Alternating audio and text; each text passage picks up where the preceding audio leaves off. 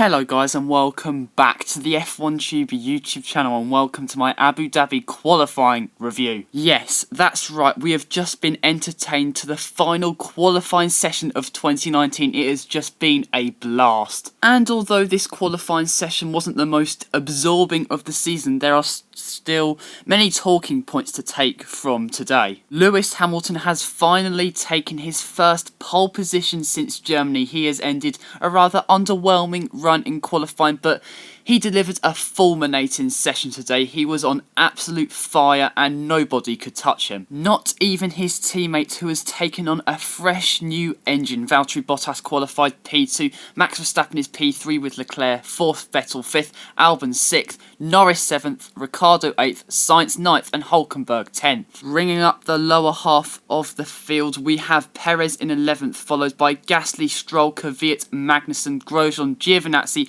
Raikkonen, then the two Williams of Russell and Kubica. Let's start off with the world champions Mercedes, and as I said, Lewis Hamilton starts this race from pole position, his first pole since Germany, and he delivered a fulminating session.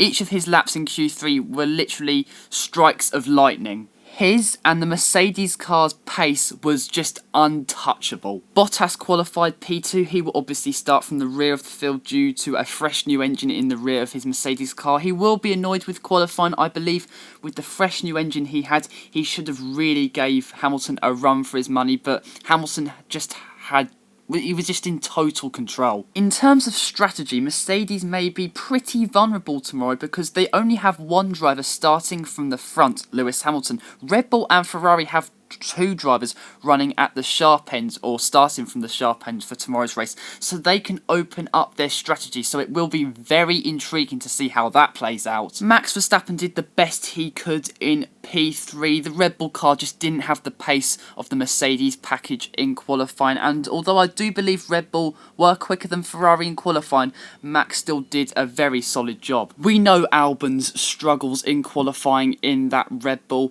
however it still wasn't the greatest of qualifying sessions for him. However, he does normally come alive in the Grand Prix in comparison to the drivers around him, so don't discount Albon from a podium position just yet. Sector 1, Sector 2 Ferrari are right on the pace. In Sector 3, they are 0.6 of a second slower than Mercedes.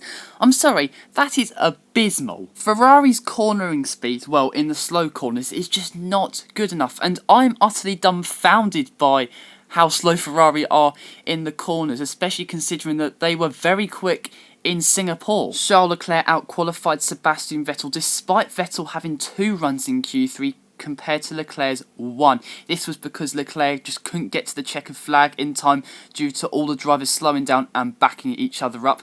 Leclerc wasn't exactly best pleased with Sebastian Vettel, however, Vettel had to slow down as well due to the cars in front of him, so I'm not going to blame the German. It was just a very unfortunate scenario. However, Vettel has had a very scruffy weekend. He crashed in FP1, then he spun at the beginning of Q1, and he never really had the pace compared to Leclerc. This is interesting though. Leclerc will start on the medium tyres, Vettel starts on the soft, so expect Vettel to be on a right surge at the beginning of tomorrow's race. Well done to Lando Norris for not only being best of the rest, but also claiming the head-to-head battle against Carlos Sainz in qualifying in his rookie season. Fair play to Norris. Now, Sainz very much had the measure of his British teammate on their first runs in Q3. I think the gap was something like 0.7 of a second, but Norris brought it back and he outqualified Sainz. Mega job. Renault definitely gave McLaren a run for their money though. Danny Ric, after only having 1 run in Q3, qualifies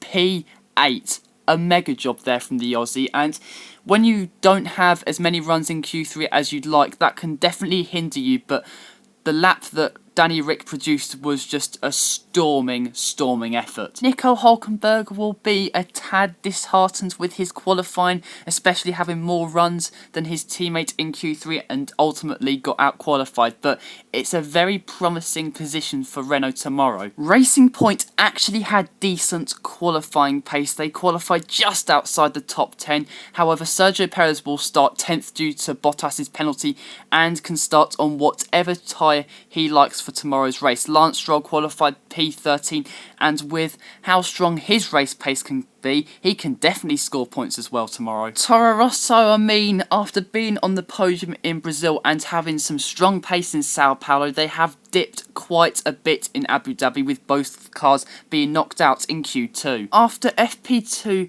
qualifying looked promising for Haas, but today their pace has just diminished so much. Romain Grosjean firstly got knocked out in Q1, and then Kevin Magnussen only managed P15 in Q2.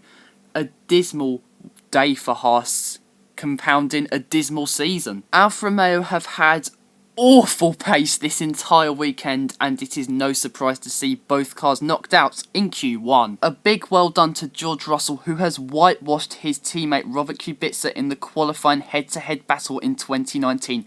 21-0 is the final result.